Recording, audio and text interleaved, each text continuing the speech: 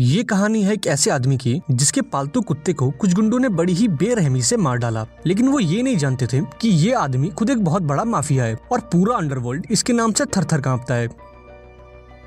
ये कहानी शुरू होती है जॉन विक नाम के एक आदमी से जो खून से लथपथ अपनी गाड़ी से बाहर निकलता है। वो एक दीवार के सहारे बैठकर अपना फोन निकालता है और फोन में एक वीडियो प्ले करता है। इस वीडियो में उसकी वाइफ हेलन थी जो अब इस दुनिया में नहीं है। वीडियो देखकर जॉन थोड़ा इमोशनल हो जाता है और इसी के साथ ये कहानी जाती है फ्लैशबैक में। एक सुबह जॉन अपने उदास मन के साथ बिस्तर से उठता है क्योंकि आज उसकी वाइफ का फ्यूनरल है। दरअसल उसकी वाइफ को एक खतरनाक बीमारी थी जिसने उसकी जान ले ली। जॉन को आज भी वो दिन याद है जब वो हेलन से पहली बार मिला था। उसके साथ बिताया हर एक पल जॉन की जिंदगी के सबसे खुशनुमा पल थे, लेकिन आज का दिन जॉन की लाइफ का सबसे बुरा दिन होने वाला था क्योंकि उसे एक ऐसे इंसान को अलविदा कहना था जिससे वो सबसे ज्यादा प्यार करता है। खैर, अपने भारी मन के साथ उसने हेलेन को आखिरी विदाई दी और काफी देर तक वहीं खड़ा रहा। यहाँ जॉन का एक पुराना साथी उससे मिलने आया जिसका नाम था मार्कस। किसी जमाने में जॉन और मार्कस एक साथ काम किया करते थे, लेकिन फिर इनकी जिंदगी बदल गई और इनके रास्ते अलग हो गए। यहाँ जॉन को लग रहा था कि शायद मार्कस उसे दोबारा से साथ काम करने के लिए मनाने आया है, लेकिन मार्कस तो सिर्फ अपने दोस्त से मिलने आया था जिसने अभी अभी अपनी वाइफ को खोया है। इन दोनों ने थोड़ी देर बात की और फिर मार्कस वहाँ से चला गया। उस रात जॉन के घर एक पार्सल आया जो उसे उसकी वाइफ ने भेजा था। हेलेन ने मरने से पहले ही जॉन को यह तोहफा देने का फैसला किया था।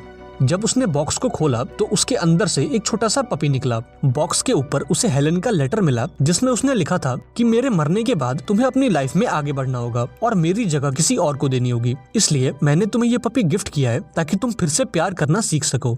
अब ये लेटर पढ़कर जॉन काफी इमोशनल हो गया और फूट फूट कर रोने लगा। इसके बाद जब उसने पपी को बाहर निकाला तो ये नोटिस किया कि हेलेन ने उसका नाम डेजी रखा है। वो डेजी को लेकर अपने कमरे में आया और उसके लिए एक छोटा सा बिस्तर लगाया। थोड़ी देर तक वो डेजी के साथ खेलता रहा और फिर सोने चला गया।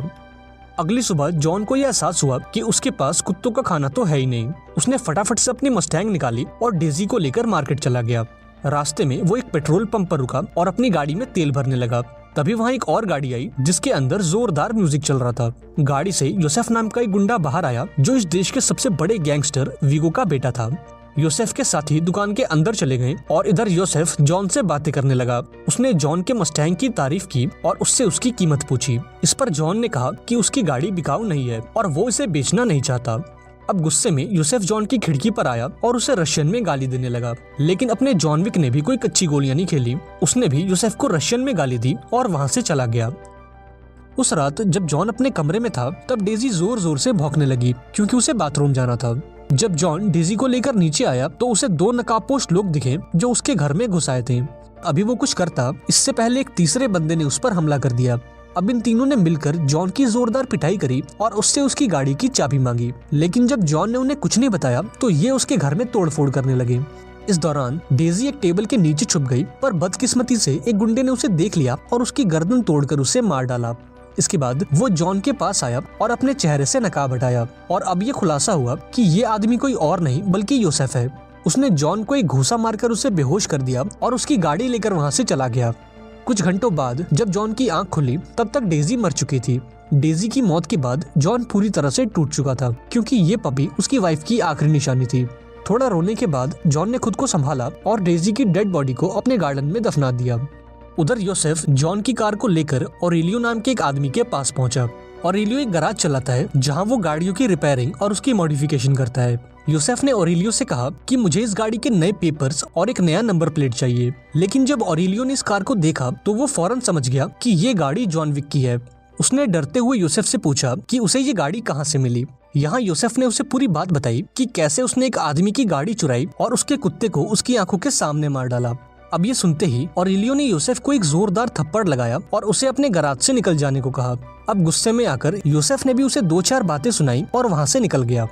इधर जॉन ने अपने घर की साफ सफाई की और फौरन ऑरेलियो के गैराज पहुंचा। उसने ऑरेलियो से योसेफ के बारे में पूछा, जिस पर ऑरेलियो ने बताया कि उसकी गाड़ी योसेफ ने ही चुराई है और उसके कुत्ते को भी उसी ने मारा है। ये सुनकर जॉन ने ऑरेलियो से एक सेकेंड हैंड गाड़ी खरीदी और योसेफ की तलाश में निकल गया। उस रात ऑरेलियो को वीगो नाम की एक माफिया का कॉल आया जो असल में योसेफ का बाप था। वीगो ऑरेलियो को गालियां बक रहा था क्योंकि उसने उसके बेटे को थप्पड़ मारा था, लेकिन जब ऑरेलियो ने बताया कि योसेफ ने जॉन विक की गाड़ी चुराई है और तो और उसके कुत्ते को भी मार डाला है तो वीगो बिल्कुल शांत हो गया और फोन कट कर दिया। अब जॉन विक का नाम सुनते ही वीगो का गुस्सा डर में बदल गया और उसे योसेफ की फिक्र होने लगी। थोड़ी देर बाद जब योसेफ घर लौटा तो वीगो ने उसे अपने पास बुलाया। उसने योसेफ को शराब का ग्लास दिया और फिर उसके पेट में एक जोरदार मुक्का मारा। योसेफ को समझ नहीं आ रहा था कि उसका बाप उसे क्यों धो रहा है। उसने पूछने की कोशिश भी की पर वीगो उसे धोता गया। थोड़ी धुनाई के बाद वीगो ने योसेफ से कहा कि तेरी गलती ये नहीं है कि तूने किसी की गाड़ी चुराई या किसी के कुत्ते को मारा, बल्कि तेरी गलती तो ये है कि तूने जॉन विक की गाड़ी चुराई और उसके कुत्ते को मारा। वीगो ने बताया कि किसी जमाने में जॉन विक उसके साथ काम किया करता था और पूरा अंडरवर्ल्ड उसे बुगीमैन के नाम से जानता था। जॉन विक कितना खतरनाक है वो इसका अंदाजा इस बात से लगा सकता है कि एक बार उसने एक पेंसिल को यूज करके 3 लोगों को मार डाला था। वो इतना खतरनाक था कि दुनिया भर के माफियाज भी उससे पंगे लेने में घबराते थे। जो काम सभी को इम्पॉसिबल लगता वो काम जॉन विक के बाएं हाथ का खेल था। लेकिन एक दिन उसकी मुलाकात हेलन से हुई और उसके बाद से ही उसने सारे गलत काम छोड़ दिए। जब योसेफ को जॉन विक की सच्चाई मालूम पड़ी तब उसे अपनी गलती का एहसास हुआ और डर के मारे उसका चेहरा पीला पड़ गया। वीगो ने योसेफ से कहा कि देख भाई, अगर जॉन विक तुझे मारने निकला है तो तेरे बचने के चांसेस तो 0 हैं, लेकिन फिर भी मैं तुझे बचाने की कोशिश करूंगा क्योंकि बदकिस्मती से तू मेरा बेटा है। अब योसेफ के वहाँ से जाते ही वीगो जॉन विक को कॉल करता है और मामले को सुलटाने की कोशिश करता है, लेकिन जॉन बिना कुछ सुने ही फोन को कट कर देता है। इसके बाद वो अपने बेसमेंट में जाता है और फर्श को तोड़कर अंदर से कुछ बंदूकें और ढेर सारे सोने के सिक्के निकालता है। इधर वीगो के पास कोई और ऑप्शन नहीं था, इसलिए उसने जॉन विक को खत्म करने का फैसला किया। उस रात उसने 12 हिटमैन की टीम को जॉन विक के घर भेजा ताकि वो उसे मार सके, लेकिन अपना हीरो भी इसके लिए तैयार बैठा था। उसने बड़ी आसानी से इन सभी को मार डाला और आखिरी हिटमैन को चाकू मारकर ये खूनी खेल खत्म किया। तभी जॉन के घर की घंटी बजी क्योंकि बाहर एक पुलिस वाला खड़ा था। इस ऑफिसर का नाम जिमी था और ये जॉन को पहले से जानता था। जब जिमी ने घर के अंदर लाशें देखी तो उसने जॉन से पूछा कि क्या उसने दोबारा से अंडरवर्ल्ड ज्वाइन कर लिया है, जिस पर जॉन ने कहा कि वो तो बस कुछ पुराना हिसाब किताब चुकता कर रहा था। अब ऑफिसर के जाने के बाद उसने कुछ लोगों को कॉल किया जो एक क्राइम सीन की सफाई और बॉडीज को ठिकाने लगाने में एक्सपर्ट थे, और इन लोगों ने पहले भी जॉन विक के लिए काफी सफाई की थी। इन लोगों ने फटाफट से पूरा घर साफ कर दिया और जाते जाते जॉन ने इन्हें कुछ सोने के सिक्के दिए। इधर वीगो जॉन विक के पुराने दोस्त मार्कस से मिला और उसे एक ऑफर दिया कि अगर वो जॉन को मार देगा तो उसे बदले में $2 मिलियन मिलेंगे। मार्कस को यह ऑफर पसंद आया और उसने खुशी खुशी जॉन विक की सुपारी ले ली। इसके बाद जॉन एक होटल में आकर रुका ताकि वो वीगो के गुंडों से बचा रहे। दरअसल ये होटल काफी खास है क्योंकि इसे सिर्फ अंडरवर्ल्ड के क्रिमिनल्स यूज करते हैं और यहाँ का एक रूल है कि होटल के अंदर कोई भी खून खराबा नहीं करेगा, और अगर कोई ऐसा करता है तो उसे इसकी कीमत अपनी जान देकर चुकानी पड़ेगी। जब जॉन होटल के अंदर आया तो उसे उसकी एक पुरानी दोस्त पॉकिंस मिली जो पहले से ही इस होटल में मौजूद थी। इस होटल के मालिक का नाम विंस्टन था और वो जॉन का पुराना दोस्त था। शाम को जॉन विंस्टन से मिला और उससे योसेफ के बारे में पूछा। यहाँ विंस्टन ने बताया कि योसेफ हर रात रेड सर्कल नाम के एक नाइट क्लब में पार्टी करता है। इन्फॉर्मेशन मिलते ही जॉन ने ढेर सारे हथियार इकट्ठा किए और फटाफट से उस नाइट क्लब में पहुंचा। सबसे पहले उसने 2 गार्ड्स को मारा जो योसेफ की पहरेदारी में लगे थे। इसके बाद वो नीचे गया और जिस किसी ने भी उसे रोकने की कोशिश की जॉन ने उसे मौत के घाट उतार दिया। इधर योसेफ महंगी दारू और खूबसूरत लड़कियों के बीच अपनी रात गुजार रहा था कि तभी वहाँ जॉन विक पहुंचा। उसके आते ही वहाँ जोरदार गोलीबारी शुरू हो गई और जॉन ने बड़ी ही सफाई से योसेफ के कई गार्ड्स को मार डाला। हालांकि योसेफ मौका देखकर क्लब से बाहर आ गया और एक गाड़ी में बैठकर वहाँ से फरार हो गया। इधर जॉन ने उसके एक एक आदमी को चुन चुन कर मारा, लेकिन इस दौरान एक चाकू से भी लग गया। इसके बाद वो अपने होटल में वापस आया जहाँ एक डॉक्टर ने उसकी मरहम पट्टी करी। फिर वो अपने कमरे में गया और थोड़ी शराब पीकर अपने दर्द को आराम दिया। उस रात मार्कस सामने वाली बिल्डिंग के छत पर गया और वहाँ से जॉन पर निशाना लगाकर बैठ गया। तभी उसने देखा कि कोई चुपके से जॉन के कमरे में घुसने की कोशिश कर रहा था और ये देखते ही उसने जॉन को सावधान करने के लिए गोली चला दी। ये इंसान कोई और नहीं बल्कि जॉन की पुरानी दोस्त पॉकिंस थी। पॉकिंस ने जॉन पर कई गोलियां चलाई, लेकिन जॉन बड़ी ही सफाई से उनसे बचता गया। यहाँ पॉकिंस ने बताया कि अगर मैं तुम्हें इस होटल के अंदर मार दूंगी तो वीगो मुझे $4 मिलियन देगा। जल्द ही इनकी हाथापाई शुरू हो गई, लेकिन जॉन ने घायल होने के बावजूद भी पॉकिंस को धर दबोचा और उसके सर पर बंदूक लगा दी। यहाँ पॉकिंस ने अपनी जान बचाने के लिए जॉन को वीगो के बारे में कुछ इन्फॉर्मेशन दी। उसने बताया कि वीगो अपने सारे पैसे और जरूरी फाइल्स को एक चर्च के बेसमेंट में छुपा कर रखता है। अब ये इन्फॉर्मेशन मिलते ही उसने पॉकिंस को बेहोश कर दिया और बगल वाले कमरे में मौजूद अपने दोस्त हैरी से पॉकिंस पर नजर रखने को कहा। इसके बाद वो उस चर्च में आया जहाँ वीगो ने अपना खजाना छुपा कर रखा था। चर्च में घुसते ही उसने सभी गार्ड्स को मार डाला और वहाँ के नकली फादर को धमकाकर उसे तिजोरी तक ले गया। उसने तिजोरी में मौजूद लेडीज को बाहर निकाला और वीगो के पूरे खजाने में आग लगा दी।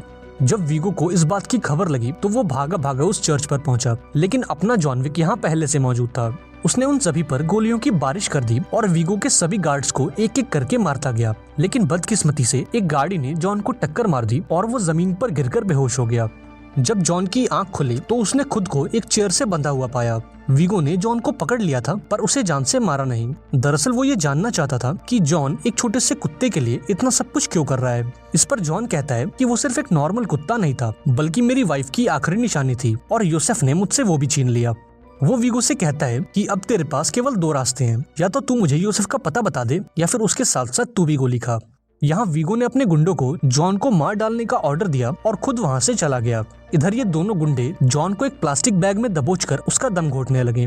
उधर मार्कस सामने वाली बिल्डिंग में ही मौजूद था और ऊपर से ये सब कुछ देख रहा था। उसने समय रहते गोली चला दी और उनमें से एक गार्ड को मार डाला। इधर जॉन ने भी अपना कमाल दिखाया और उस दूसरे गार्ड को चित कर दिया। इसके बाद वो एक बंदूक लेकर बिल्डिंग से बाहर आया और वीगो की गाड़ियों पर गोलियां बरसाने लगा। उसने गाड़ियों में मौजूद वीगो के सभी गुंडों को मार डाला और फिर वीगो से यूसुफ का पता पूछा। अब डर के मारे वो जॉन को बता देता है कि मैंने यूसुफ को ब्रुकलिन के एक सेफ हाउस में छुपा कर रखा है। इधर यूसुफ अपने दोस्तों के साथ मजे कर रहा होता है और घर के बाहर कई हथियारबंद गार्ड्स उसके सिक्योरिटी में तैनात होते हैं। अब जल्द ही जॉन भी इस लोकेशन पर पहुंच गया और इन सभी गार्ड्स को एक एक करके मार डाला। जॉन ने उनकी सभी गाड़ियों को बम से उड़ा दिया ताकि इस बार यूसुफ यहाँ से भाग न सके। इसके बाद वो घर में एंटर हुआ और यूसुफ को ढूंढकर उसके पेट में एक गोली मार दी। यूसुफ उससे रहम की भीख मांगता रहा पर जॉन ने उसकी एक नहीं सुनी और एक हेडशॉट देकर उसका खेल खत्म किया। यूसुफ को मारने के बाद वो सीधा मार्कस के पास पहुंचा और उसकी मदद के लिए उसका शुक्रिया अदा किया। लेकिन यहाँ पर्किंस ने इन दोनों को साथ में देख लिया और वो ये समझ गई कि मार्कस ने वीगो को धोखा दिया है। एक रात वीगो के गुंडों ने मार्कस को घेर लिया और उसे पकड़कर वीगो के पास ले गए। उन्होंने पीट कर मार्कस को जान से मार डाला और फिर जॉन को फोन करके इसकी खबर दे दी। इसके बाद वीगो अपने हेलीकॉप्टर की तरफ निकल गया ताकि वो ये शहर छोड़कर भाग सके।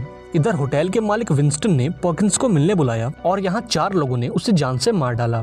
पर्किंस को मार दिया गया क्योंकि उसने होटल के नियम तोड़े थे। इधर जब जॉन को मार्कस की लाश मिली तो वो गुस्से से लाल हो गया और वीगो को मारने निकल पड़ा। रास्ते में उसे वीगो की गाड़ी दिखाई दी और उसने उसकी गाड़ी में एक जोरदार टक्कर मारी। यहाँ वीगो ने जॉन को मारने के लिए अपने सबसे खतरनाक गुंडे एवी को भेजा, लेकिन अपने जॉन ने पलक झपकते ही एवी का खेल खत्म कर दिया। इधर वीगो ने जॉन की कार को ढकेलकर उसे गिराने की कोशिश की, लेकिन जॉन लास्ट मोमेंट पर गाड़ी से बाहर कूद गया।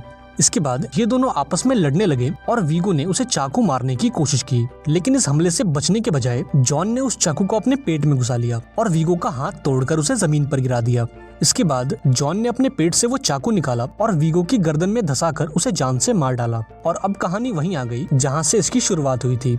जॉन अपनी वाइफ की वीडियो देखता है और उसे देखकर उसे थोड़ी हिम्मत मिलती है।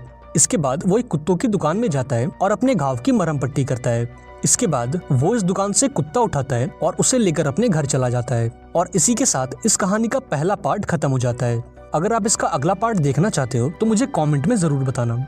अगर ये वीडियो अच्छी लगी हो तो इसे लाइक कर देना और चैनल को सब्सक्राइब कर लेना। मिलते हैं अगली वीडियो में, पर तब तक के लिए be safe and keep chilling.